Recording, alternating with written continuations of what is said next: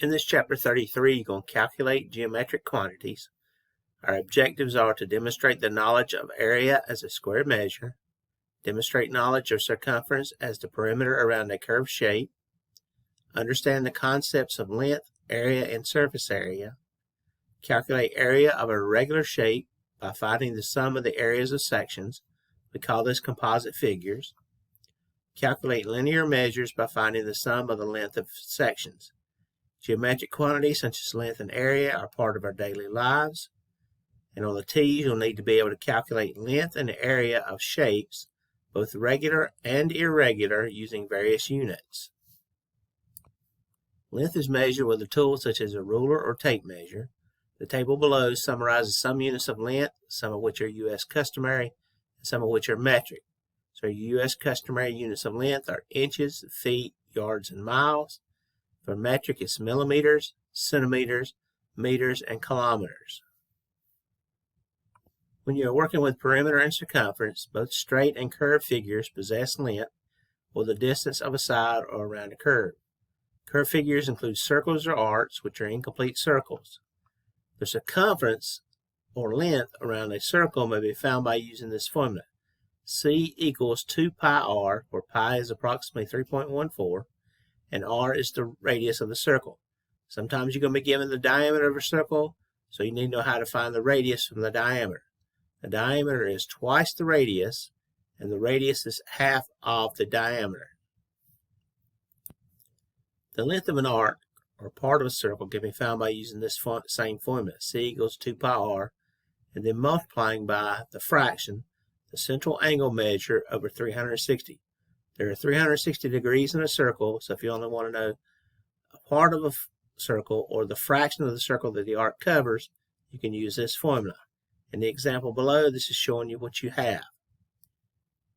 If you have the length is equal to n degrees, where n is the central angle measure, times 2 pi r.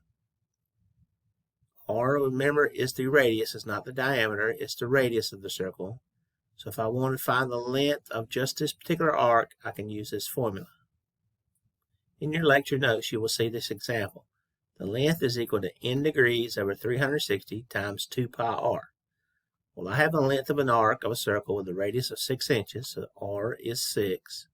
Angle measure is 72 degrees, so the central measure angle is 72 degrees. I plug my numbers into this formula, 72 over 360 times 2 times pi times r. I do my division here, I get 0.2. Do this multiplication, I get 37.68. When I do my final multiplication, I get 7.536 inches.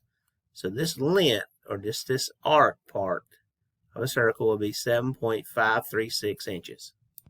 When we talk perimeter, it's the length around an entire shape.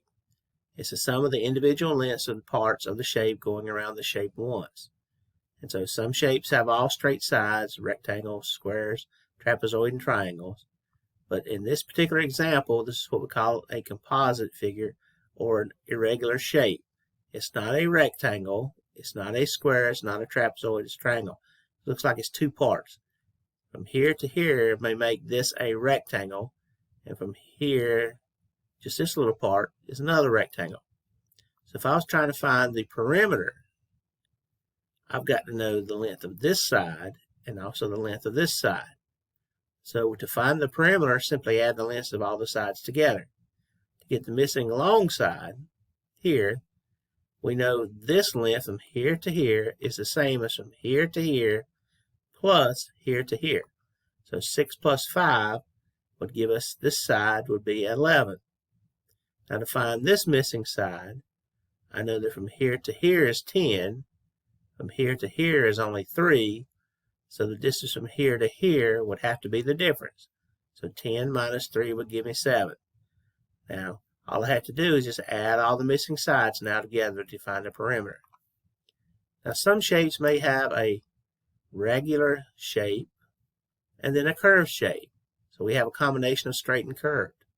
In this particular example, if I was wanting to find the perimeter, I add the 3 plus the 6. Now since this side is 3, this side also has to be 3.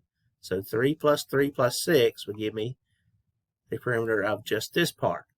Now to find the perimeter of this part, since it's a semicircular top, I need to find the circumference. Now this is a semicircle, so I'm going to use the circle formula.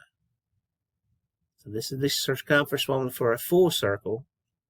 Because that's only going half, it's just going to be pi times r. So the radius is half of 6, because from here to here it has to be 6, since this is 6. So this is the diameter. I take half of that, which would be 3, to get the radius. Plug that into my formula, I get 9.42 inches. So the total perimeter of this curved and straight shape would be the 3 plus 3 plus 6 plus the 9.42, gives me a total of 21.42 inches. The second main objective in this section is to talk about area. Area is how much space something takes up. And when you're measuring area, the units are always squared. So area is for two-dimensional shapes or flat shapes, and surface area is for three-dimensional shapes or curved shapes. So we're going to be talking about the area part. And as you can see in your TEAS book, they have the area formulas that you need to be familiar with. Their names of the shape, a picture of the shape, the area formula, and then an example. So make sure you pay attention to these formulas and to these examples. You're going to need to be familiar with all these area formulas as you take the TEAS test. So make sure that you understand each one of these. Now you can find the area of composite or irregular shapes by using a combination of formulas. So this particular area, that's a semicircle, that's a semicircle, this is a square. So we can find the area of the square, then find the area of each one of these semicircles, and add that all together. So I'm going to let you look at that one because I have an example myself. Now here's an example of finding the perimeter of the shape below. It's very similar to the one that was in your textbook. So this is an odd shape or irregular shape. We know from here to here is 10. So to find this length, I know from here to here is 10. From here to here is 18. So from here to here would have to be the difference between 18 and 10. So that would give me 8 feet once I found that side. Now to find this shorter side, or this vertical side, I know from here to here is 8. From there to there is 5. So from here to here would have to be the difference. So 8 minus 5 would give me 3 feet. So we found the missing sides first in the drawing.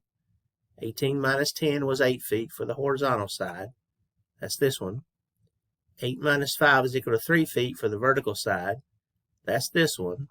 So to find the perimeter, all I have to do is add all the sides that were given plus the 2 that I found to give me 52 feet. Now to find the area of the same shape, we have to break it into 2 parts. So I broke this down into one big blue rectangle and then one smaller red rectangle using the information that was given plus what I've already found. So the blue part is a rectangle of the size 8 by 10. In other words, 8 by 10 is the blue part. Then the red part will be the 5 by the 8 that I found, or 8 by 5, which would give me 40 square feet. So to add the 2 parts together, I get 120 square feet as my total area of this particular figure. In some composite problems, you may have to use area figures which are squares, rectangles, triangles, in other words, things with straight sides, and then also things with curved sides, like in this example here. A square with the sides of 12 inches has the largest possible circle drawn inside the square. I want to find the area of the box not covered by the circle. So I want to see the gray part here. Well, we know this is 12. We know this is 12 because that's the shape of a square. All sides are equal. So if the side of the square is 12, then the diameter of the circle also has to be 12. Because this is all the way across. So it's the largest possible circle drawn inside the square. So if the diameter is 12, then the radius would have to be 6. So for me to find the area of the 2 different shapes, the square, it's length times width. 12 times 12 is 144 square inches. The circle, we already talked about the diameter was 12, so the radius was 6. So if the radius is now 6, we're going to plug into the area formula for a circle. Area is equal to pi r squared. Then the area is equal to 3.14 times 6 squared. Remember how you do exponents. It's 6 times 6. So 3.14 times 36 will give me the area of the red circle is 113.04 square inches. So to find the area of the box not covered by the circle, we're just going to subtract these two areas that we found. The area of the square minus the area of the circle gives me the 30.96 square inch, the gray part that is shaded and not covered by the circle. Now again, when you're working through this chapter, make sure you understand the area formulas for a circle, and that to find the perimeter of any shape that has straight sides, all you got to do is add all the lengths of all the sides. When you get down to the circle, it is circumference equals 2 pi r, where r is the radius. Your area formula for a circle is pi times r squared. So make sure you do your math when you're doing these examples. Make sure that when you do your TEAS test, if they round the answers, get the one that's closest to it. If they don't round them, you got to be exact, and make sure you use the correct units of measure. For perimeter, it's just a unit of measure. When you do the area, it's square units of measure. So good luck on the chapter.